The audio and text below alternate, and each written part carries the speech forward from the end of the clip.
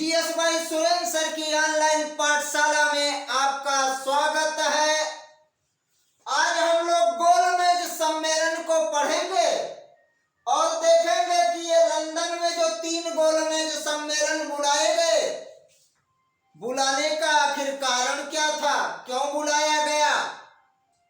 तो आइए देखा जाए गोलमेज सम्मेलन। ध्यान दीजिएगा, नेहरू रिपोर्ट की असफलता के पश्चात तत्कालीन ब्रिटिश प्रधानमंत्री, ऊपर लिखा है, तो भारत में साइमन कमीशन का ज्यादा विरोध हो रहा था। जब साइमन कमीशन का ज्यादा विरोध होने लगा तो तत्कालीन भारत सचिव ने भारतीयों को चुनौती दिया कि अगर किसी भारतीय में दम है तो संविधान का खाका खींच करके दिखा दे, संविधान का स्ट्रक्चर बना दे। तो इस चुनौती को स्वीकार किया कांग्रेस पार्टी की तरफ से मोतीलाल नेहरू ने, और मोतीलाल नेहरू ने इस चुनौती को स्वीकार किया। 1928 में अपनी रिपोर्ट भारत सचिव को सौंप दिया, जिसे नेहरू रिपोर्ट के नाम से जाना गया। इसी नेहरू रिपोर्ट के विरोध में मोहम्मद अली जिन्ना ने अपनी 14 सूत्रीय मांग पेश कर दी, जिसके कारण नेहरू रिपोर्ट असफल हो गई। जब नेहरू रिपोर्ट असफल हो गई तो इसी असफलता के बाद ब्रिटेन के प्रधानमंत्री ने भारत के सभी राजनीतिक दलों को संविधान निर्माण पेपर के साथ ब्रिटेन में आमंत्रित किया और कहा कि आप लोग ब्रिटेन में आइए और अपने संविधान पर एक राय बैठाइए, एक मत हो जाइए। इसीलिए भारत के सभी राजनीतिक दलों को ब्रिटिश प्रधानमंत्री ने लंदन में बुलाया। इसी को गोलमेज सम्मेलन कहा जाता है। नेहरू रिपोर्ट, साइमन कमीशन, ये सारी चीजें हम इसके पहले वाली वीडियो में पढ़ा चुके हैं। आप लोग अगर नहीं पढ़े हैं तो उसे देख लीजिएगा, तो ये अच्छे से समझ में आएगा गोलमेज सम्मेलन। तो लंदन में 3 गोलमेज सम्मेलन बुलाए गए। इसका नाम गोलमेज क्यों पड़ा? क्योंकि एक गोलमेज थी, ऐसे एक गोलमेज थी और इसके चारों तरफ कुर्सियां लगी हुई थी, इसीलिए इसका नाम गोलमेज सम्मेलन पड़ा। तो हमें उम्मीद है कि 2 बातें आपके समझ में आई। गोलमेज सम्मेलन बुलाने की जरूरत क्यों पड़ी? क्योंकि नेहरू रिपोर्ट असफल हो गई। गोलमेज का नाम गोलमेज क्यों पड़ा? क्योंकि लंदन में एक गोलमेज के चारों तरफ कुर्सियां लगी थी, जिसके कारण इसे गोलमेज सम्मेलन कहा गया। अब ये गोलमेज सम्मेलन लंदन में कहाँ हुआ था? तो ध्यान दीजिएगा, स्थान है बर्मिंघम पैलेस, या इसी का नाम सेंट जॉर्ज पैलेस है, या इसी को किंग जॉर्ज पैलेस कहते हैं। तीनों नाम एक ही है। बर्मिंघम पैलेस कहो, चाहे सेंट जॉर्ज पैलेस कहो, चाहे किंग जॉर्ज पैलेस कहो। इसी के हाल में एक गोलमेज रखा था और उसके चारों तरफ कुर्सी लगी थी, जिसके कारण इसका नाम पड़ गया गोलमेज सम्मेलन पड़ गया। बात समझ में आई? अब कुल कितने गोलमेज सम्मेलन हुए? तो कुल 3 गोलमेज सम्मेलन हुए। प्रथम गोलमेज सम्मेलन 12 नवंबर 1930 ईस्वी। द्वितीय गोलमेज सम्मेलन 17 सितंबर 1931 ईस्वी। तृतीय गोलमेज सम्मेलन, ध्यान दीजिए, 7 सितंबर है। तृतीय गोलमेज सम्मेलन 17 नवंबर 1932 ईस्वी। ये 3 गोलमेज सम्मेलन हुए। अब जो पहला गोलमेज सम्मेलन हुआ क्योंकि भारत के सभी राजनीतिक दलों को आमंत्रित किया गया था।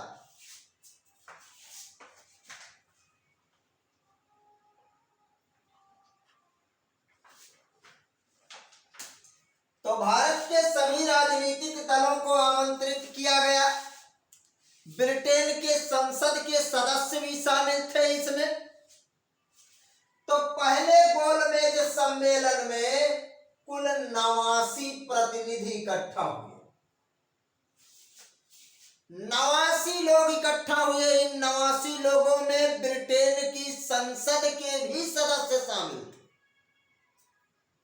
लेकिन भारत की सबसे बड़ी राजनीतिक पार्टी कांग्रेस ने पहले गोलमेज सम्मेलन में भाग नहीं लिया। जब कांग्रेस पहले गोलमेज सम्मेलन में भाग नहीं ली, यह सम्मेलन किसी नतीजे पर नहीं पहुंचा। यह सम्मेलन असफल हो गया। और जब यह सम्मेलन असफल हो गया, भारत में वायसराय रहे लॉर्ड इरविन, उन्होंने सोचा कि भाई पहले गोलमेज सम्मेलन में कांग्रेस नहीं गई, तो अब कम से कम दूसरे गोलमेज सम्मेलन में जाए। तो कांग्रेस को मनाने के लिए लॉर्ड इरविन ने गांधी जी को मनाना उचित समझा। उसने सोचा, लॉर्ड इरविन ने सोचा कि अगर गांधी जी को मना लिया गया दूसरे गोलमेज सम्मेलन के लिए तो कांग्रेस मान जाएगी, क्योंकि गांधी जी की बात को कांग्रेस पार्टी नहीं टालती। इसीलिए ध्यान दीजिएगा, 5 मार्च 1931 को 5 मार्च 1931 ईस्वी को महात्मा गांधी यानी गांधी जी और लॉर्ड इरविन,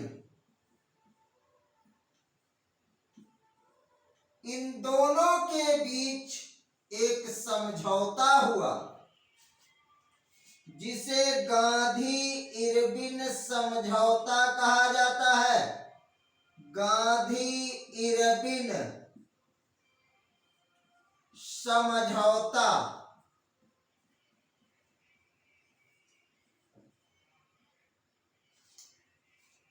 तो कांग्रेस दूसरे गोलमेज सम्मेलन में जाए, इसके लिए लॉर्ड इरविन ने गांधी जी से एक समझौता किया 5 मार्च 1931 ईस्वी को, जिसे गांधी इरविन समझौता के नाम से जाना जाता है।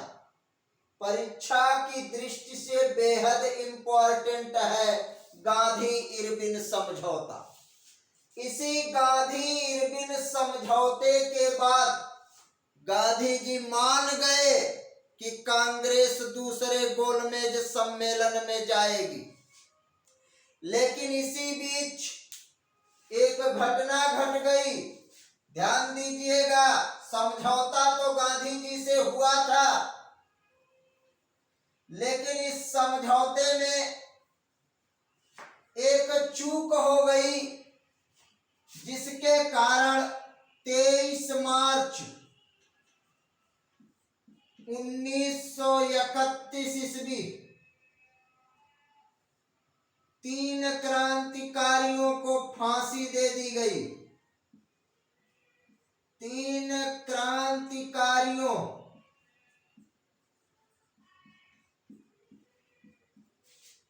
को फांसी दे दी गई।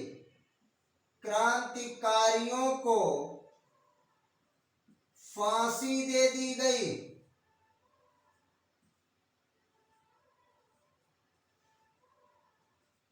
तीन क्रांतिकारियों को फांसी दे दी गई। वो 3 क्रांतिकारी थे भगत सिंह,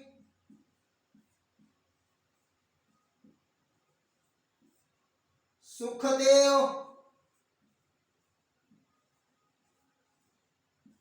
और राजगुरु।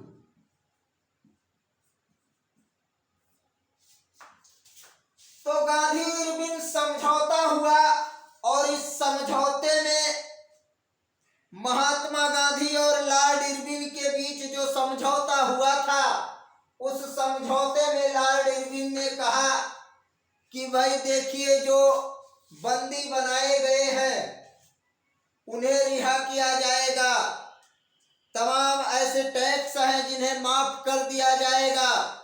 बहुत सारी बातें हुई थी, लेकिन इन 3 क्रांतिकारियों के बारे में बात नहीं हुई, जिसके कारण 23 मार्च 1931 को इन तीनों क्रांतिकारियों को फांसी दे दी गई।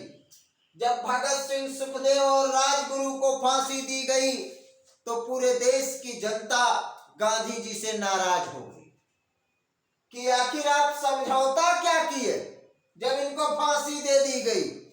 कम से कम इस समझौते में इन्हें तो रिहा करवाते, तब जाते लंदन। लेकिन अब गांधी जी और इरविन के बीच इन तीनों के लिए कोई बात नहीं हुई, जिसके कारण इन 3 क्रांतिकारियों को क्या दे दिया गया? फांसी दे दी गई।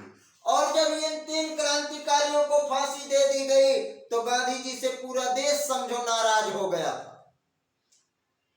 कांग्रेस पार्टी के लोग भी गांधी जी से नाराज हो गए, गांधी जी से बिल्कुल नाराज हो गए कि आखिर आपको इन 3 क्रांतिकारियों के बारे में भी तो समझौता करना था। आपने कैसा समझौता कर लिया 5 मार्च 1931 को कि 23 मार्च 1931 को 3 क्रांतिकारियों को फांसी दे दी गई। तो गांधी जी से लोग नाराज थे। इसी बीच कांग्रेस का एक अधिवेशन हुआ कराची में।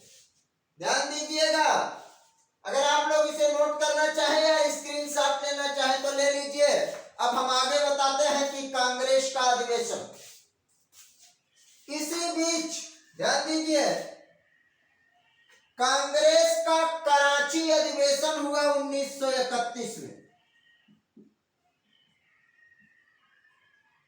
कांग्रेस का कराची अधिवेशन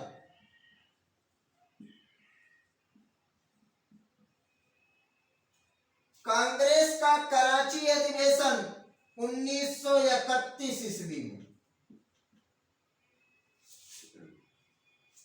1931 ईस्वी में कांग्रेस का कराची अधिवेशन हुआ और इस अधिवेशन में गांधी जी भाग लेने जा रहे थे।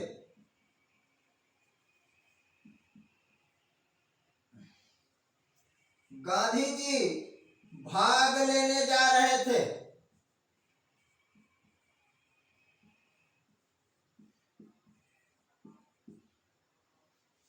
जब कांग्रेस के कराची अधिवेशन में गांधी जी भाग लेने जा रहे थे, इसी समय गांधी जी को काला झंडा दिखाया गया। गांधी जी को काला झंडा दिखाया गया। ध्यान दीजिए, गांधी जी को काला झंडा दिखाया गया। काला झंडा दिखाया गया।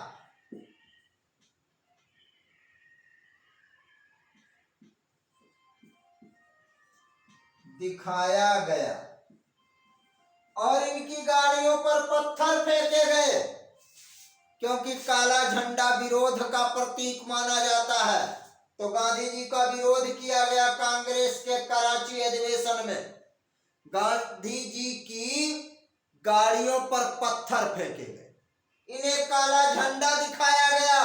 और काला झंडा और यह पत्थर फेंका क्यों गया? क्योंकि 23 मार्च को इन 3 क्रांतिकारियों को फांसी दी गई और इसका आरोप गांधी जी पर लगा कि आप लॉर्ड इरविन और के बीच समझौता तो कर लिया 5 मार्च 1931 को, तो आखिर इन 3 क्रांतिकारियों को फांसी क्यों हुई? इसी के कारण गांधी जी को कांग्रेस के कराची अधिवेशन में काला झंडा दिखाया गया, इनकी गाड़ी पर पत्थर फेंके गए। लेकिन जब गांधी जी मंच पर चढ़े तो इसी समय गांधी जी ने कहा था,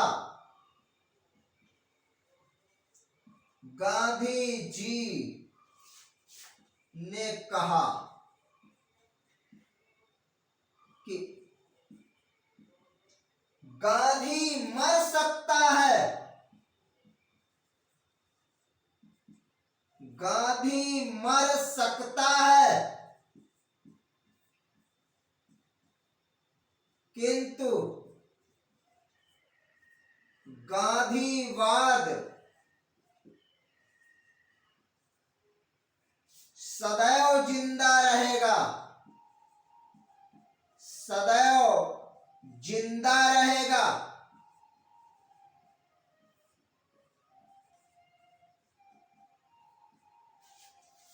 गांधी मर सकता है किंतु गांधीवाद सदैव जिंदा रहेगा, ऐसा कांग्रेस के कराची अधिवेशन में गांधी जी ने कहा था। क्यों कहा? क्योंकि जब उन्हें काला झंडा दिखाया गया, उनकी गाड़ियों पर पत्थर फेंके गए, तब गांधी जी ने कहा था कि गांधी मर सकता है किंतु गांधीवाद सदैव जिंदा रहेगा। ध्यान रखिएगा, ये वाक्य पूछा जा सकता है कि गांधी मर सकता है लेकिन गांधीवाद सदैव जिंदा रहेगा। यह कथन गांधी जी ने किस अधिवेशन में कहा था? तो कांग्रेस के कराची अधिवेशन में कहा था। इसी के बाद गांधी जी दूसरे गोलमेज सम्मेलन में भाग लिए। आप लोग इसका स्क्रीनशॉट लेना चाहे तो ले सकते हैं, हम थोड़ी देर के लिए हट जाते हैं।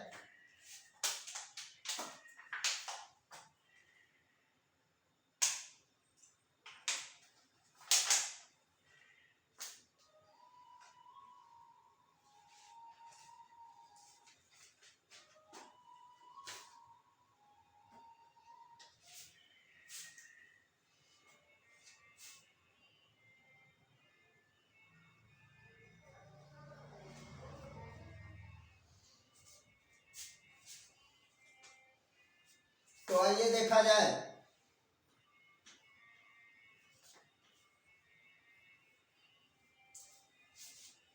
किस प्रकार से गांधी इरविन समझौता हुआ। और गांधी इरविन समझौते के बाद आप लोगों ने देखा 3 क्रांतिकारियों को फांसी हुई, और इन 3 क्रांतिकारियों को फांसी होने के बाद गांधी जी का विरोध हुआ। लेकिन गांधी जी अर्थात कांग्रेस केवल दूसरे गोलमेज सम्मेलन में भाग ली। दूसरे गोलमेज सम्मेलन में ध्यान दीजिएगा, एक इंपॉर्टेंट आदमी और है, डॉक्टर भीमराव अंबेडकर। भीमराव अंबेडकर ये प्रथम में भी गए और तीनों में ये गए थे। आइए, कांग्रेस की तरफ से एकमात्र प्रतिनिधि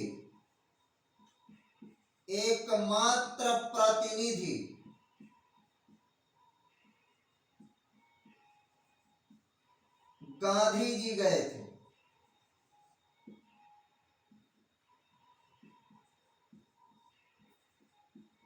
और कांग्रेस केवल दूसरे गोलमेज सम्मेलन में ही गई थी, तीसरे में नहीं गई। डॉक्टर भीमराव अंबेडकर प्रथम गोलमेज सम्मेलन, दूसरे में भी गए थे। डॉक्टर भीमराव अंबेडकर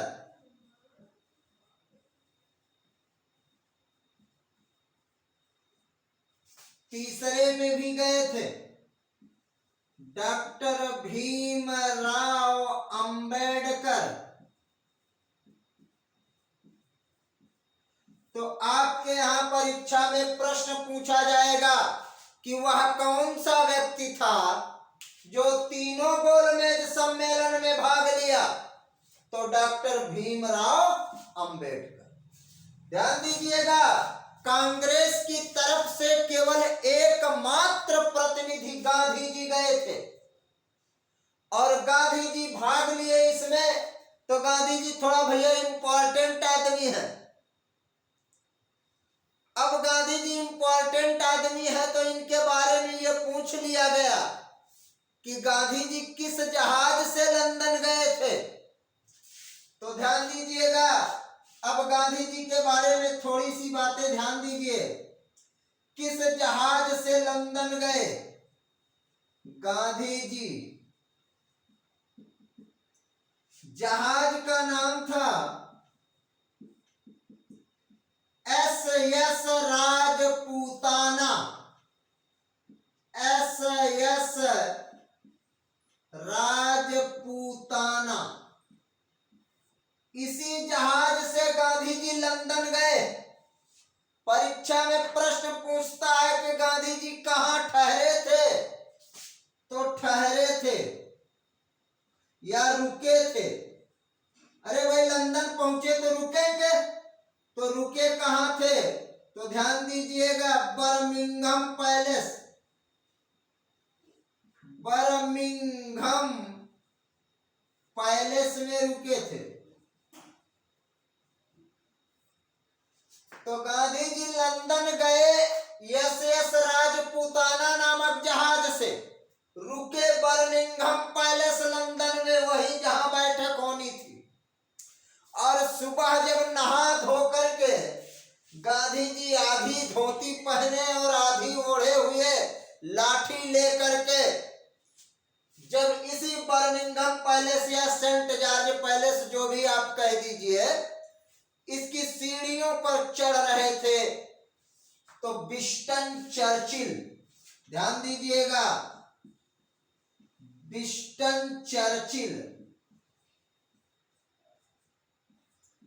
इसने गांधी जी का मजाक उड़ाते हुए कहा था कि यह नंगा फकीर जब सेंट जॉर्ज पैलेस की सीढ़ियों पर चढ़ रहा था तो इसका दृश्य अजीब दिख रहा था।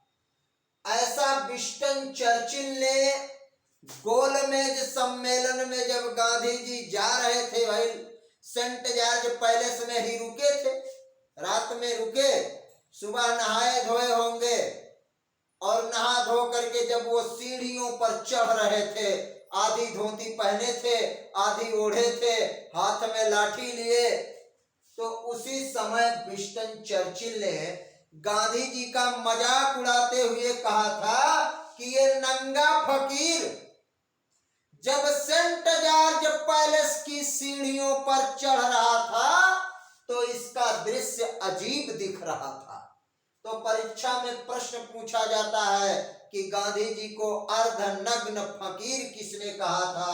तो विंस्टन चर्चिल ने अर्धनग्न फकीर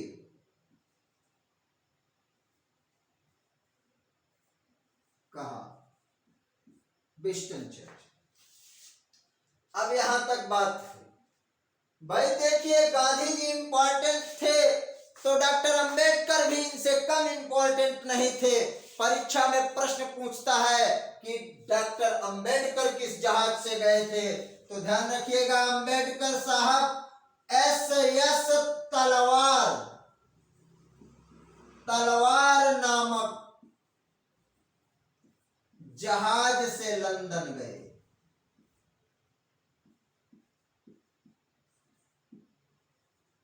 लंदन गए थे। तो इस दूसरे गोलमेज सम्मेलन में महात्मा गांधी के सिरदर्द अंग्रेज तो थे ही थे, लेकिन उससे बड़े सिरदर्द डॉक्टर भीमराव अंबेडकर रहे गांधी जी के, क्योंकि दलितों को अलग से निर्वाचन पद्धति की बात पर गांधी जी सहमत नहीं हुए और डॉक्टर भीमराव अंबेडकर ये चाहते थे कि जिस प्रकार से मुसलमानों को अलग से आरक्षण दिया गया, अलग से प्रतिनिधित्व दिया जा रहा है, उसी प्रकार से अछूतों को भी दिया जाए। जबकि गांधी जी ये कह रहे थे कि नहीं, ये अछूत भी हिंदू है, इन्हें अलग हिंदू से अलग नहीं किया जा सकता है। इस बात पर मतभेद रहा और दूसरा गोलमेज सम्मेलन भी असफल हो गया। दूसरे गोलमेज सम्मेलन की असफलता के बाद गांधी जी भारत वापस लौटे और जब वापस लौटे तो इनके स्वागत के लिए काफी भीड़ इकट्ठा हुई थी और ये मंच पर खड़े होकर के गांधी जी ने कहा कि मैं खाली हाथ आया हूं, लेकिन अपनी देश के इज्जत के साथ बट्टा नहीं लगने दिया। गांधी जी ने भारतवासियों को संबोधित करते हुए कहा कि मैं लंदन से खाली हाथ आया हूं, लेकिन अपने देश की इज्जत के साथ बट्टा नहीं लगने दिया। इसी तरीके से तीसरा गोलमेज सम्मेलन भी असफल हो गया। तो तीनों गोलमेज सम्मेलन असफल हो गए। अब जब तीनों गोलमेज सम्मेलन असफल हो गए तो मजबूर होकर के 1933 ईस्वी में एक श्वेत पत्र के माध्यम से संविधान निर्माण के पेपर पर विचार विमर्श करने के लिए एक कमेटी गठित किया गया लॉर्ड लिनलिथगो के माध्यम से। इनकी अध्यक्षता में गठित किया गया और इसके बाद ब्रिटिश संसद ने इसे पारित किया, तब जाकर के यह भारत सरकार अधिनियम 1935 बना। अब अगली वीडियो में आप लोग पढ़ेंगे कि भारत सरकार अधिनियम 1935। आप लोगों को अगर ये वीडियो पसंद आई हो तो इसे लाइक, शेयर और सब्सक्राइब जरूर करिएगा। आप लोग वीडियो तो देखते हैं, लेकिन मुझे लगता है कि लाइक करना भूल जाते हैं या लाइक करना ही नहीं चाहते हैं। और अगर लाइक नहीं करना चाहते हैं, वीडियो पसंद नहीं आती है, तो आप इसे डिसलाइक करिए, ताकि हम यह जानेंगे कि भाई हमारे अंदर क्या कमी है या क्या और बेहतर दिया जा सकता है आपको। तो अपनी राय कमेंट बॉक्स में जरूर लिखिएगा और वीडियो को अगर पसंद आती है तो ही लाइक करिएगा और पसंद नहीं आती है तो डिसलाइक जरूर करिएगा। आज के लिए बस इतना ही। इसके अगले पार्ट को अगली वीडियो में दिया जाएगा। तब तक के लिए धन्यवाद।